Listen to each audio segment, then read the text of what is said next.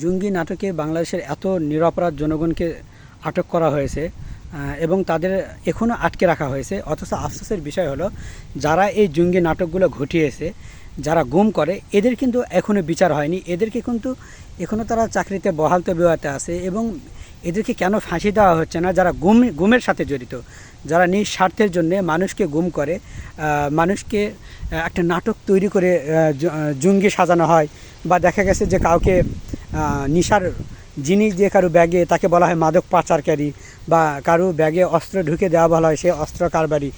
এই যে যারা এই নাটকগুলো বাংলাদেশের জনগণের সাথে সাজিয়েছে, মানে নিজের স্বার্থের জন্য উপর পদে যাবে বলে, অথবা দেখা গেল যে দেশটাকে ধ্বংস করার জন্য, আমি মনে করি তাদেরকে ধরে ধরে ফাঁসি দেওয়া হোক এবং তাদের যত সম্পত্তি আছে সমস্ত সম্পত্তি সরকার বাজেয়াপ্ত করে নিক। কারণ এরাই হলো আমাদের দেশের জন্য শত্রু। ভাই, তোমরা এই যে চাকরি করে কী জন্য? দেশকে সুরক্ষা দিবে, দেশের মানুষকে সুরক্ষা দিবে, রাইট? দেশটাকে সুন্দরভাবে পরিচালনা করবে, যাতে দেশের মানুষ এখানে নিরাপত্তার সাথে সবাই বসবাস করতে পারে। আফসোসের বিষয় হলো, তোমরাই যদি তাদের কাল হয়ে দাঁড়াও, তোমরাই যদি তাদের শত্রুতা হয়ে দাঁড়াও জনগণের, অর্থাৎ যেই জনগণ সত্য কথা বলবে তাকেই যদি তোমরা তুলে নিয়ে যাও, তাকে তোমরা যদি গুম করো, তাহলে তো তোমাদের দ্বারা দেশ যে সংরক্ষিত থাকবে, সুরক্ষিত থাকবে, তাহলে সুরক্ষিত তো হলো না। তাহলে দেশের জন্য বড় বিপজ্জনক শয়তান হলো তোমরা।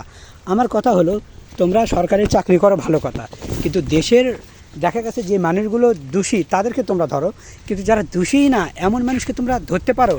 এই যে কত আলেম, একটা কিছু কিছু আলেম আছে, আমি এদেরকে নিয়ে বলছি না, আসলে বলাও ঠিক না, আলেমদের ধরছে, তারপরে আলেমরা তার বিরুদ্ধে না জানে যে সে অপরাধী নয়, তারপরেও দেখবেন যে তারা নীরব থাকে, মানে আল্লাহ আল্লাহ মসজিদের কোনায় করে। ভাই, আল্লাহ কি বলছে যে তুমি সত্য জানার পরেও নীরব থাকো?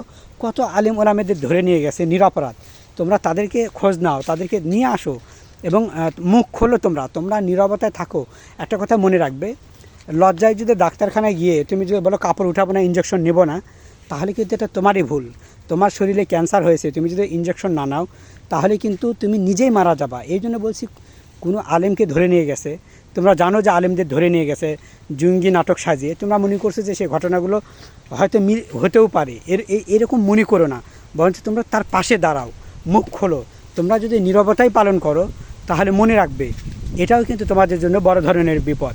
কারণ যেখানে আল্লাহ রাসূল সাল্লাল্লাহু আলাইহি সাল্লাম, যার গায়ে মাছি মশা পড়া হারাম ছিল, কোনো পোকামাকড় যার গায়ে বসতো না, তাকেও কিন্তু কাফেররা মেরে রক্তাক্ত করছে এবং সেও কিন্তু নিজে 23টা যুদ্ধে অংশগ্রহণ করছে।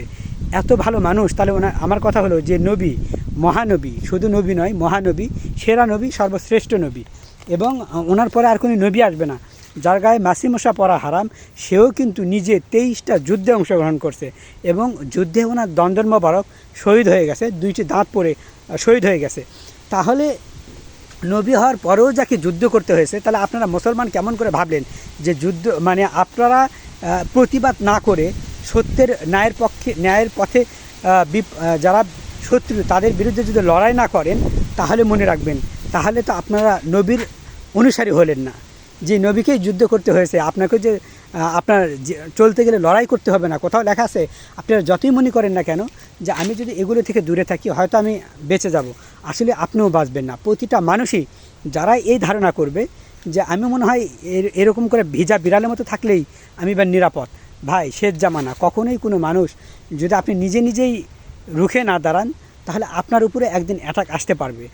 এতগুলো আলেম ওলামা আটক হয়ে আছে, আপনারা তাদের কাছে খোঁজ নেন, যান এবং এই মিথ্যা মামলা থেকে তাদের বের করুন। এখন আসি আমার বাংলাদেশের জনগণের কাছে প্রশ্ন, ভাই, র্যাব কি রয়ের এজেন্ট দ্বারা পরিচালিত? র্যাবেরা যাকটা কি গুম, এই সেই মামলা, এগুলো কেন? বা র্যাবই করছে, অন্যান্য প্রশাসনিক লোকজনও করতে পারে, সবাই কিন্তু না। অনেক মানুষ আছে অনেক ভালো, তারা আল্লাহ তাআলাকে ভয় পায়, তারা পরকালে বিশ্বাসী, তারা কিন্তু জানে যে এগুলো নাটক, এগুলো মিথ্যা। জঙ্গি নামে বলতে কি বাংলাদেশে কি যুদ্ধ, বাংলাদেশের ভিতরে কি বাংলাদেশের লোকজন যুদ্ধ করছে? বলেন, কত কলেজে মারামারি হয়, কত কি জায়গায় মারামারি হচ্ছে, সেগুলো জঙ্গি হয় না? আর একজন আলিম দেখবেন মাদ্রাসা পড়ায়, সে জীবনে কারোর সাথে মারামারি করে না, অথচ তাকে জঙ্গি বলে আখ্যাত করেন আপনারা, জঙ্গি বলে তাকে ধরে নিয়ে যান। আমার প্রশ্ন হলো, ভাই, এখনই এটা বন্ধ করুন এবং যারা এই গুমের সাথে জড়িত, যারা বাংলাদেশের জনগণকে গুম করে, তাদেরকে সরাসরি প্রকাশ্যে ফাঁসি দেন। কারণ গুম করার অধিকার তো কারো নেই। যদি কোনো মানুষ দোষী হয় তো তাকে আপনারা ধরে নিয়ে যা মামলা দেন এবং সেটা প্রকাশ্যে বিচার করুন। তার মানে এই নয় যে গুম করে নিয়ে আপনারা যা শিখে দেবেন সেটাই সে বলবে। এই যে উপরে ছবিটা দেখতে পাচ্ছেন, এই ব্যক্তির নাম মাসুদ। ওনাকে তাবলিগ জামাত থেকে আর কি ধরে নিয়ে গেছে র্যাবেরা, চোখ বেঁধে রাখছে এবং তার নামে মামলা দিয়েছে নাশকতা সৃষ্টিকারী আর কি, এই মামলা দেওয়া হয়েছে। আমাদের বাংলাদেশে দেখি রাজনৈতিক দলগুলো এমন, তাদের স্বার্থের জন্যে যদি কোনো ব্যক্তিকে মনে হয় যে এই ব্যক্তি একটু সৎ কথা বলছে, সত্য কথা বলছে, মনে করে এইবার আমার গদি কেড়ে নিবে, এই মনে করে তাকে কি করে তার নামে মিথ্যা মামলা দেওয়া হয়, তার পেছনে র্যাব লেলিয়ে দেওয়া হয়, তার পেছনে প্রশাসনিক লোকজন লেলিয়ে দেওয়া হয়, যে যেমন করে হোক তাকে আগে ধরপাকড় করা হোক, ধরে আনুক এবং ধরে আনে তার কণ্ঠকে রোধ করা হোক। এই মাসুদ ভাইকে উপর দিকে আর ঝুলিয়ে মারছে আর কি, তারপরে কারেন্টে শর্ট দিয়েছে, তারপরে কানে মারছে, তারপরে দাড়ি ধরে ঝাঁকাঝাঁকি করছে এবং অনেক কথা বলছে। এমনও লোক আছে, কিছুদিন আগে আমরা জানি রংপুরের কী যেন একটা আবু তাহা আদনান নাকি যেন একটা ভাইয়া আছে ওয়াজ করে, তাকেও কিন্তু গুম করা হয়েছিল। হয়তো উনি পরিপূর্ণ মুখ খোলে না, আর যে খুললে হয়তো ওনাকে এমন কিছু বলা হয়েছে, খুললে তার পরিবারকে হয়তো শেষ করে দিবে এরকম। আসলে বাংলাদেশে কোনো মানুষ নিরাপদ নয়, শুধু আলেমুল আমাকে গুম করছে তা নয়, অন্যান্য দলের যে বিরোধী দলের যে লোক থাকে তাদেরকেও তারা গুম করে, তাদেরকেও তারা কি করে, খুন করে। আমার কথা, তোমরা তো আসছো দেশের মানুষের নিরাপত্তার জন্য, তোমরা যদি দেশের মানুষের বিপদ হয়ে দাঁড়াও, খুনি হয়ে দাঁড়াও, তাহলে তোমাদের তো গদিতে আসার কোনো দরকার নেই। দরকার আছে কি? আওয়ামী লীগ সবচেয়ে বড় ভুল করেছে, মানুষকে গুম করা, মানুষকে খুন করা এবং সাধারণ জনগণের সাথে না মিশে এই সাধারণ জনগণকে কষ্ট দেওয়া এবং তাদেরকে জঙ্গি নামক শব্দ নিয়ে ট্যাগ দেওয়া এবং বিশেষ করে রাজাকার শব্দ ট্যাগ দেওয়া এবং মুক্তিযোদ্ধাদের ভুয়া মুক্তিযোদ্ধা অনেকগুলো তাদের সাথে মিলেমিশে একাকার করে তাদের স্বার্থের জন্য এগুলো করছে, এগুলো তারা ভুল করছে। এইগুলো আওয়ামী লীগ যদি সাধারণ জনগণের সাথে থাকতো এবং বিশেষ করে কোনো মানুষকে যদি গুম না করতো, কাউকে যদি কষ্ট না দিত, উনি যে পরিমাণ উন্নয়ন করেছেন শেখ হাসিনা আর কি, আমার মনে হয় যে ওনাকে আর কখনো নামাতে পারতো না কেউ। এই যে উনি এখন ভারতে আছেন, উনি কি দেশে ফেরা এতই সহজ? যতই আওয়ামী লীগরা স্বপ্ন দেখুক যে হ্যাঁ কি শেখ হাসিনা দেশে ফিরবে, হ্যাঁ ফিরবে, কিন্তু ভাই এটা কিন্তু এতটাও সহজ নয় যতটা তোমরা মুখে বলছো।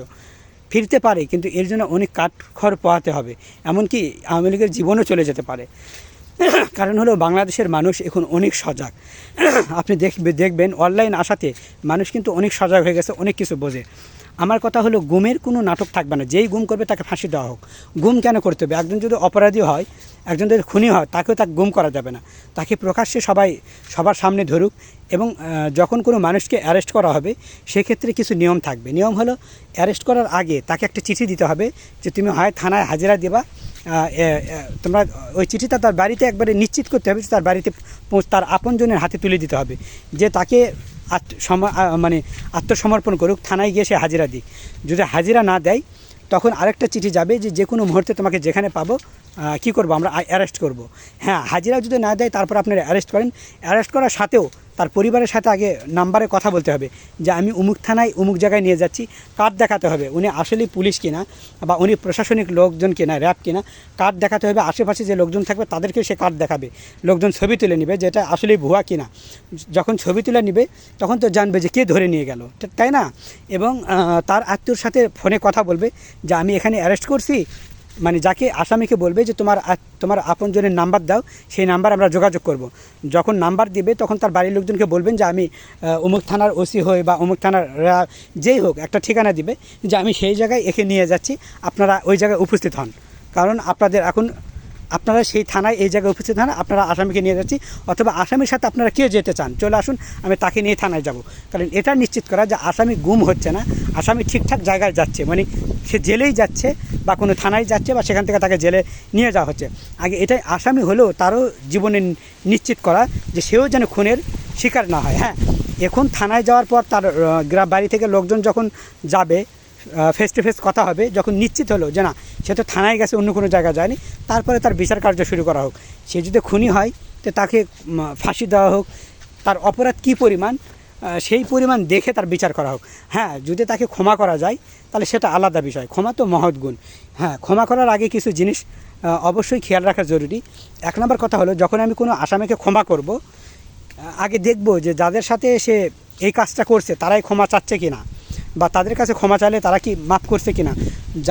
যারা আর কি যাদের সাথে অপরাধ করছে তারা যদি ক্ষমা করে দেয় তাহলে সেক্ষেত্রে আর বিচারকের কোনো কি থাকে না, যে তখন তাকেও ক্ষমা করে দিতে হবে। কারণ যার সাথে অন্যায় করছে সে তো নিজেই তাকে ক্ষমা করে দিচ্ছে, তাহলে বিচারক আর সেই জায়গায় তাকে আটকে রাখতে পারে না, বিচারককে ক্ষমা করতে হবে।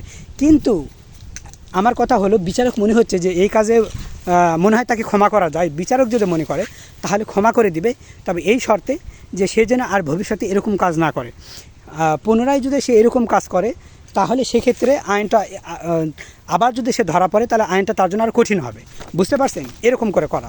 আমার কথা বাংলাদেশের জনগণ র্যাবকে বলতেছি, সব র্যাবকে বলছি না, সব পুলিশকে বলছি না। কিছু কিছু র্যাব আছে তারা তো ফেরেস্তার মতো, পুলিশ আছে ফেরেস্তার মতো, তারা আসলে চায় না যে কোনো নিরপরাধ ব্যক্তি ফাঁসুক। তারাও কিন্তু পরকালে বিশ্বাসী, তারাও কিন্তু আল্লাহ তাআলাকে বিশ্বাস করে, তারাও তো কোনো মুসলমানের ঘরের সন্তান, তারাও তো যারা প্রশাসনে কাজ করে তারাও আমার ভাই, তারা আমার আঙ্কেল, যে কেউ অফকোর্স আমাদের মধ্যে থেকেই তো তারা হয়, তারা তো অন্য গ্রহ থেকে আসে না। কিন্তু কিছু র্যাব, কিছু পুলিশ যারা নিজের স্বার্থের জন্যে উপরে উঠবে বলে এই যে নিরপরাধ মানুষকে ফাঁসায় এবং তারা জঙ্গি প্রমাণ করে, তারা যে এই যে উপরের লেভেলে যায়, ভাই এই লেভেলতে কী করবেন? একজন মানুষের একজন মানুষকে খুন করে, একজন নিরপরাধ মানুষকে ফাঁসিয়ে ওই উপরে যায় গিয়ে কী লাভ? পরকালে তার আপনাকে উপরে তুলবে না। একটা কথা মনে রাখবেন, দিন শেষে আপনিও মারা যাবেন এবং আপনারও বিচার হবে। এই জন্য সত্যিই যদি কোনো ব্যক্তি অপরাধ না করে থাকে তাহলে তাকে আপনারা হ্যারাসমেন্ট করবেন না, তাকে আপনারা গুম করবেন না, তাকে ধরে নিয়ে যাবেন না, তাকে এমন প্রশ্ন করবেন না যাতে সে নিজেকে ছোটো মনে করে। প্রত্যেকের একটাই কথা বলে রাখবো, আপনারা মানুষ, আমরাও মানুষ। র্যাবের গায়ে বা পুলিশের গায়ে আলাদা রক্ত নেই এবং আমাদের গায়ে কোনো আলাদা রক্ত নেই। তারা আমার মায়ের পেটের ভাইয়ের মতো, তারা আমার আঙ্কেলের মতো, তারা আমার হতে পারে আমার ফ্রেন্ড, হতে পারে আমার বন্ধু, হতে পারে আমার ভাই, হতে পারে আমার আঙ্কেল। এমন কিছু তো তারা অবশ্যই, কারণ আমাদের মতো মানুষের পেট থেকেই তো তারা বের হয়েছে, তাই না? আমাদের মতো, আমাদের রক্ত যা ওদের একই রক্ত, তাই বলছি রক্তের সাথে বেইমানি করো না।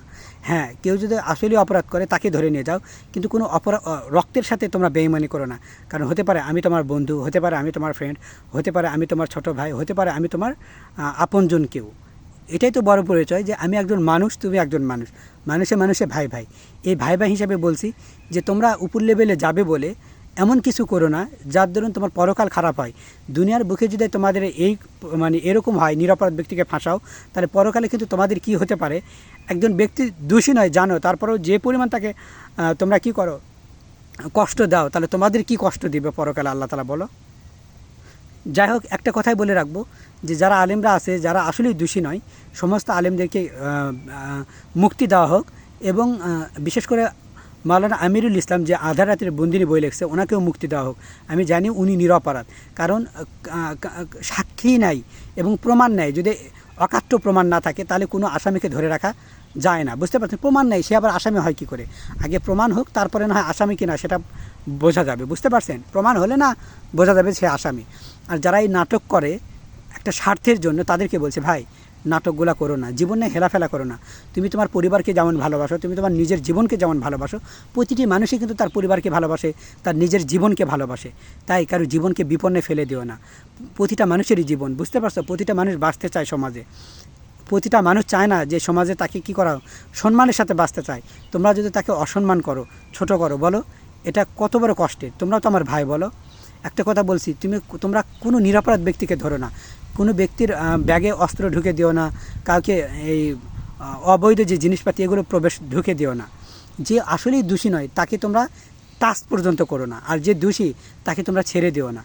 বুঝতে পারছো? দোষীকে বুঝাও যে তুমি অপরাধ করছো, অপরাধ আর যেন কখনো না করা হয়। আজকে হাসিনাকে ভারতে থাকতে হয়, ও যদি সাধারণ জনগণকে ভালোবাসতো, এরকম হুজুরদের না আটক করতো এবং কাউকে যদি গুম না করতো, তাহলে তো আজ তাকে ভারতে থাকতো না, সে বাংলাদেশেই থাকতো। বুঝতে পারছেন? আল্লাহর মার দুনিয়ার বাইর। একটা কথা আছে, আল্লাহ ছাড় দেন ছেড়ে দেন না। আপনাদের একটা কথা বলে রাখি, আপনারাও এখনও যতগুলো নিরপরাধ ব্যক্তি আছে তাদেরকে আপনারা ছেড়ে দেন এবং কোনো নিরপরাধ ব্যক্তি যাতে সাজা না পায় এদিকে লক্ষ্য রাখবেন, কারণ সবাই কিন্তু মানুষ। আর তোমরা যারা এই কাজ করছো স্বার্থের জন্য, প্লিজ তোমরা আর জীবনে একটা বিন্দু, 1 ইঞ্চি পরিমাণ আর এই কাজ করো না, তোমরাও শুধরে যাও। আর যারা এই কাজ করছে, প্রকাশ্যে যারা জড়িত, তাদেরকে ফাঁসি দেওয়া হোক, তাদেরকে ধরা হোক, কারণ এরা হলো বাংলাদেশের জন্য একটা ক্যান্সার। বুঝতে পারছেন? এবং প্রশাসনের লোকজনকে বলছে, ভাই তোমরা তো আমার কলিজার ভাই, প্লিজ কোনো নিরপরাধ ব্যক্তিকে তোমরা ধরো না।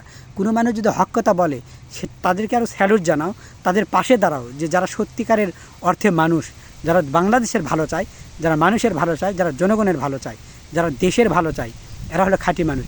এই খাঁটি মানুষদের ভাই তোমরা পারলে তাদেরকে সম্মান করো, কিন্তু অসম্মান করো না। আমরাও তোমাদের সম্মান করি, কারণ তোমাদের জানে যে প্রশাসনের লোকজন কিন্তু একটা দেশের জন্য অনেক বড় অবদান রাখে। তোমাদেরকে মানুষ কত ভালোবাসে, কত বিশ্বাস করে, সেই বিশ্বাসের জায়গা তোমরা নষ্ট করো না। এই যে সেনাবাহিনীর চারজন সদস্য একজনের বাড়িতে ডাকাতি করতে ধরা পড়ছে, বলো সেনাবাহিনীর লোকজনকে বাংলাদেশের জনগণ এত ভালোবাসে, অথচ তোমরা নিজেরাই ডাকাতি করো একজন বাড়িতে, তাহলে বিশ্বাসের জায়গা, ভরসার জায়গা, ভালোবাসার জায়গা এটা কি থাকলো বলো?